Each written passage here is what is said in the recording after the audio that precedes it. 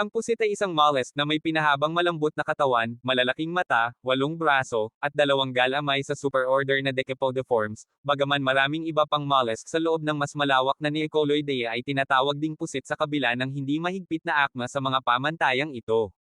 Tulad ng lahat ng iba pang cephalopod, ang pusit ay may natatanging ulo, bilateral symmetry, at isang mantle. Ang mga ito ay higit sa lahat malambot ang katawan, tulad ng mga octopus, ngunit may isang maliit na panloob na balangka sa anyo ng isang rod-like gladius o panulat, na gawa sa chitin. Ang pusit ay maaaring magpalit ng kulay para sa pagbabalat kayo at pagbibigay ng sinyas.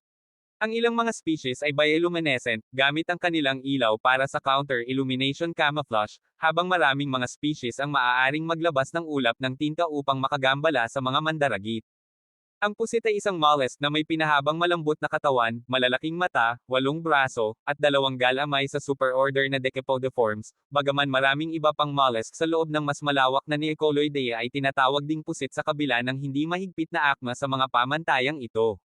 Tulad ng lahat ng iba pang cephalopod, ang pusit ay may natatanging ulo, bilateral symmetry, at isang mantle. Ang mga ito ay higit sa lahat malambot ang katawan, tulad ng mga octopus, ngunit may isang maliit na panloob na balangka sa anyo ng isang rod-like gladius o panulat, na gawa sa chitin.